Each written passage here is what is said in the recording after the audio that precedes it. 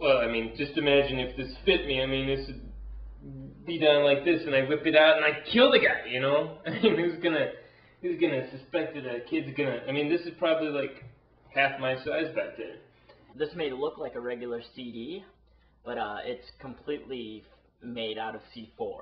Mechanical robot, and people just thought it was like a toy and stuff, but it spit poison. So this is an entire processor. It's already faster and more powerful than any computer on the market now.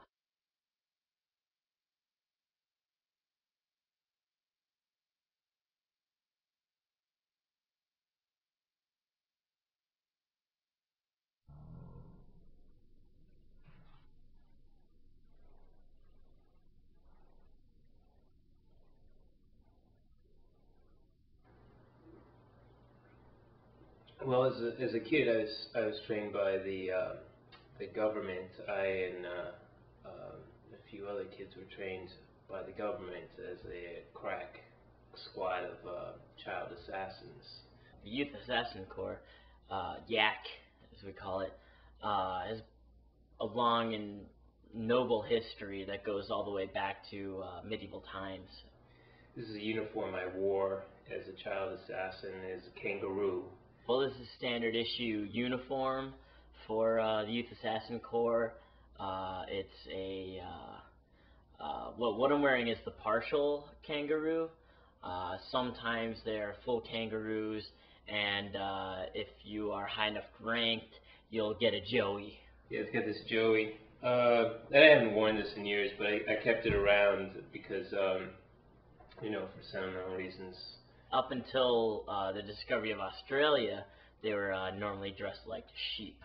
But since the discovery of Australia, there's a huge debacle back in the 1700s to switch from sheep to kangaroo, and there's a huge dialogue that was brought about as to which was cuter, a sheep or a kangaroo.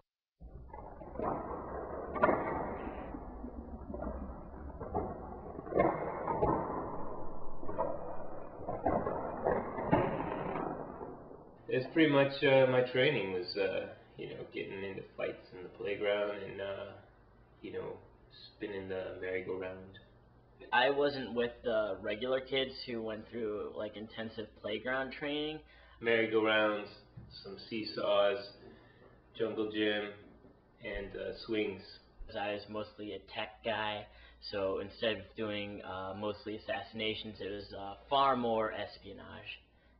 You know, who's gonna think a kid's gonna like whip out one of these? You know, a ceremonial dragon dagger. I mean, in the countryside, there's this underground citadel that we were supposed to infiltrate, and we were just strictly doing it was a surveillance mission. We weren't doing anything more than taking pictures and trying to get information. We got a little cocky and we broke in, and I was trying to crack some things out of their system, but we ended up being caught by these robots. Well, we're these Cerebus robots. They're like three-headed dog robots that were gigantic. So anyway, we were cornered, and then the guards came, and we had no other option than to fight for our lives. Luckily, we're all issued these are ceremonial knives that are pretty much our trademark weapon. So we all pulled these out, and the people that have heard of us before were pretty terrified. But so I actually stabbed a man. what I like to do is I like to strangle people, especially little girls. I would strangle little girls that I had to kill. But I stabbed some guy. I mean, I don't know if I mean, he might have been dead already because Robert had got him first. But I mean, I'm tough. I may not look it, but I'm tough.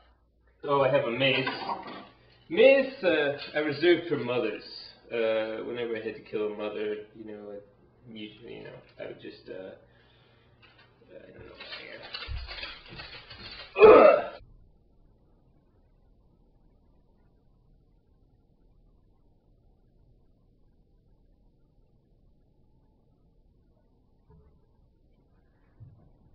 You definitely don't want to sleep in the nude in your bunk, no matter how comfortable it may be.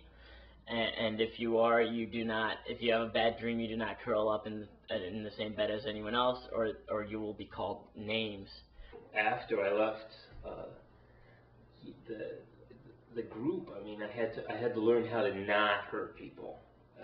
So like I had these skills, and then I had to relearn how to be nice to people. So when people would like threaten me, I'd have to threaten them back, but I'd have to restrain myself from really killing them.